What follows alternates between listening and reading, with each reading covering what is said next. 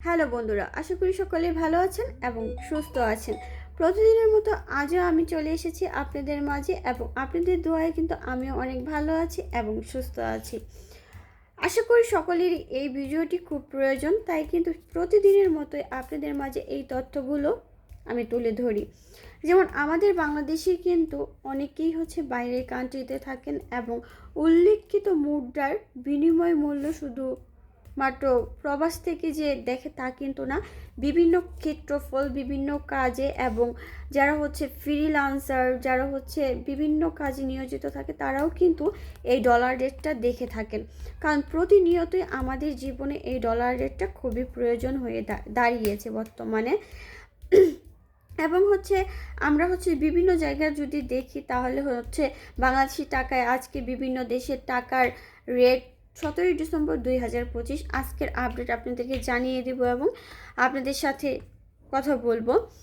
আজকের টাকার রেট কত? আজ বুধবার 17 ডিসেম্বর 2025।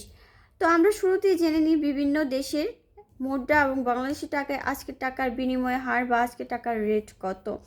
আজকে মালয়েশিয়ার 1 ইঙ্গিত 29 টাকা 77 পয়সা, সৌদির 1 রিয়াল 32 টাকা 61 পয়সা, মার্কিন $1 122 টাকা 37 পয়সা, ইউরোপের 1 ইউরো 145 টাকা 83 পয়সা, ইতালির 1 ইউরো 145 টাকা 83 পয়সা, ব্রিটেনের 1 পাউন্ড 163 টাকা 85 পয়সা, সিঙ্গাপুরের $1 94 টাকা 91 পয়সা, অস্ট্রেলিয়ার $1 81 টাকা 30 পয়সা, নিউজিল্যান্ডের $1 70 টাকা 16 পয়সা, কানাডিয়ান $1 92 টাকা, ইউএ 1 দিরহাম 33 টাকা 29 পয়সা, ওমানের 1 রিয়াল 317 টাকা 50 পয়সা, বাহারিন 1 দিনার 324 টাকা 26 পয়সা, কাতারের 1 রিয়াল 33 টাকা 60 পয়সা, কুয়েতের 1 দিনার 400 টাকা 22 পয়সা।